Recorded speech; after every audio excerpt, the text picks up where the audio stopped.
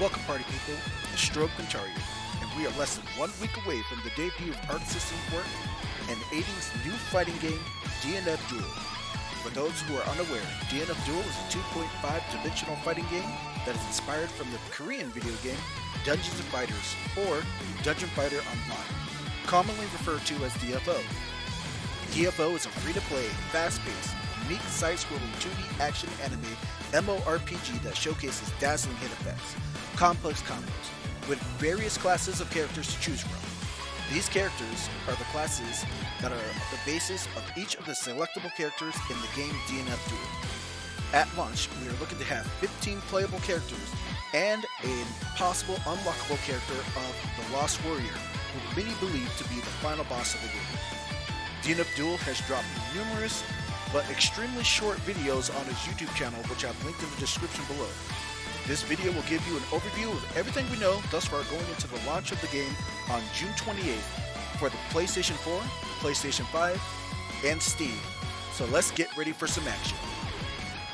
Arc System Works has been known for its amazing anime-style fighting games that look absolutely fantastic, and from the 2 betas and the trailers we've had access to thus far, visually it does not disappoint.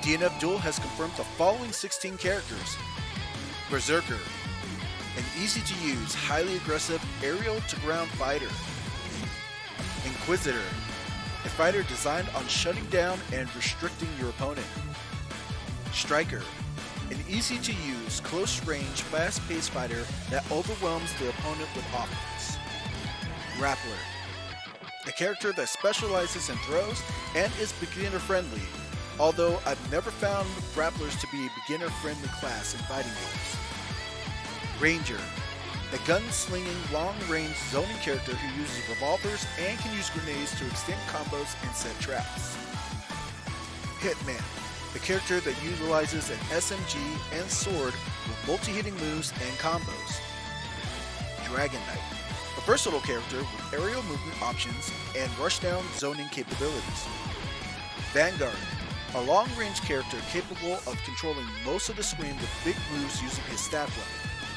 Crusader, the man of God with the giant bod, a mid-range monster able to create walls and buff himself mid-fight; Kunoichi, a highly mobile ninja that uses teleportation, double jumps, and fire control; Ghostblade, a man who controls the spirit and perform multiple attacks in a row using ghost attacks, although his attacks do very low damage.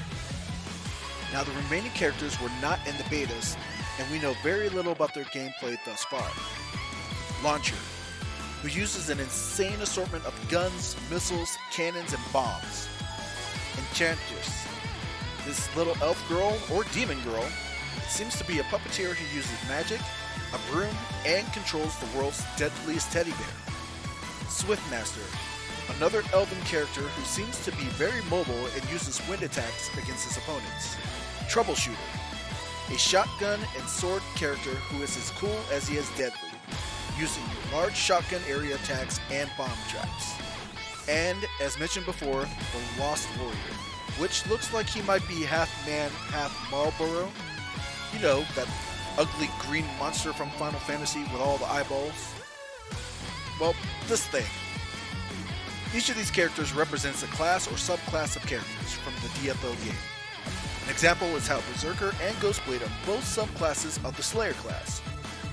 The exception being the Lost Warrior, which I thought was possibly a created character specifically for this game, much like Android 21 was for Dragon Ball FighterZ. But from a video by Cookie Guitar Shenanigans, I found out that this character indeed is in DFO, but not much is known about him without giving away spoilers. I've linked his video also in the description below. The game modes of DNF Duel will feature online mode, which consists of ranked matches and ranking system, though I highly believe they will also have some sort of casual mode where you'll be able to battle against a friend or another online opponent without needing to worry about gaining or losing points. During the 2 beta tests, there was also a lobby mode that was used, and that has been utilized in other Arc System games in the past in some way or another. Exactly how this will be done at this time is unknown, but I would be very surprised if there wasn't another way to play against an online opponent other than ranked matches. Offline mode, called local mode, will consist of free battle. Think of this as your versus mode. I can imagine that they'll have the options of a player versus player, player versus computer, and you can probably even pick a computer versus computer player. Arcade mode will allow you to battle the computer-controlled opponent until you face the end boss. Survival mode is going to be where you will battle for as long as possible, utilizing points to restore health and get buffs until your character is finally knocked out. And story mode. Now, the story mode in DNF Duel looks like it has very detailed panels of art along with voice acting. Now, whether these stories will be interactive or not is unknown. Guilty Gear, a popular series by Arc System Works, their story modes don't have any gameplay associated with the story mode. But Dragon Ball FighterZ story mode was completely a playable game mode. I hope that we'll get something more like Dragon Ball FighterZ instead of Guilty Gear when it comes to the game's story mode. Now, my prediction for story mode is this, that each character will have their own unique story mode in the game, but it's not going to be a large-scale story mode that's interweaving between each of the different characters like you see in Mortal Kombat or in Injustice. Practice mode will feature a training mode and a tutorial mode. During training mode, players can practice their bread and butter combos, and lab monsters can figure out some new techniques. Tutorial mode will introduce players to the background of the characters, their attributes, and even have some combo trials for a player to complete. This will give players a better idea on how to use their characters in battle. And finally, collection mode is designed for players to customize their profile card, which will display their selected character art, their ranking status, and more. It will allow them to pick the avatar which they might be able to use in the lobby system, gallery to see the artwork and possible cutscenes from the game, a glossary to explain terms to those not familiar with the DFO world, and finally, a replay library where players can re-watch their favorite matches. Gameplay controls will feature an A and B attack. These are your normal attack buttons, a skill button, and a magic skill button. The A, B, and skill buttons can be done at any time without needing to draw from any resource. Other buttons that can be mapped to a single button are the block button, the awakened skill, attack, which is your super, throw, and conversion. And we'll talk about conversion a little bit more later. The magic skill button, however, does take resources in magic points, or MP, which is the gauge below the life bar that has a number next to it in the heads-up display. At the start of each round, both players start with the MP gauge filled to 100. As players take damage, the cap of the magic gauge increases until it peaks at 200 points. Now, this game is very unique in that it allows magic attack move to cancel into another magic attack move as long as your character has magic points to spend. Once exhausted, the player must wait for the magic gauge to fill before they're able to use another magic attack. Now, the MP gauge can fill up on its own as long as the player doesn't attempt to use MP, or they can use their white health to change the potential health into MP via conversion. Now, what is white health? White health is lost health that can be regained over time as long as no further damage is taken. Now, with conversion, this can also cancel any animation that the character is currently in to allow them to return to a neutral state. This allows for unsafe moves to become safe or can extend a combo that normally couldn't be done otherwise. Another characteristic of the control scheme is that inputs for the majority of magic-based special moves can be done in one of two ways.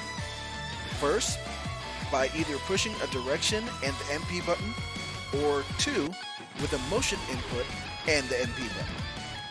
Now, as seen here in Berserker's move list, on the right side you can see that there are two inputs for the same move.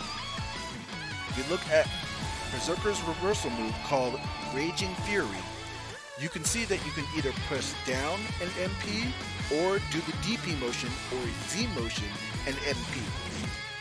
During beta tests, the difference between doing these two different inputs were that if you use the motion input or the more difficult version, you would recover your MP a bit quicker than if you just used the directional input. Now, each character also has unique attributes that kick in when their health is in critical, which I would say is probably about 20% health or less. And this is when they also gain access to their attribute skill attack, remember, this being their super attack. Other mechanics that are in the game are guard break.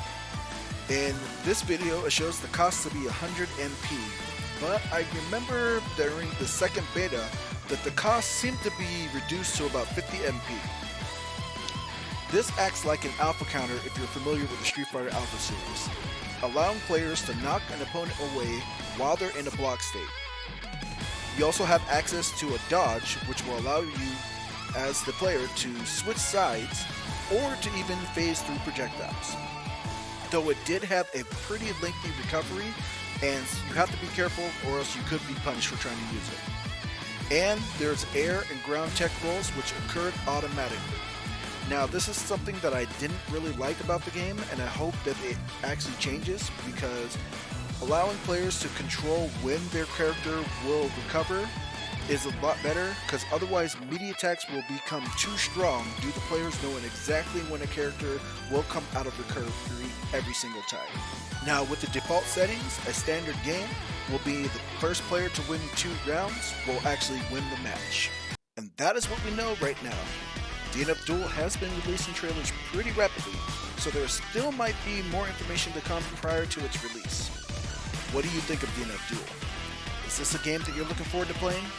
What character or characters are you looking forward to play as? Leave your comments below, as I'm curious to see who most people will want to play. I hope you enjoyed this video. Please like and share.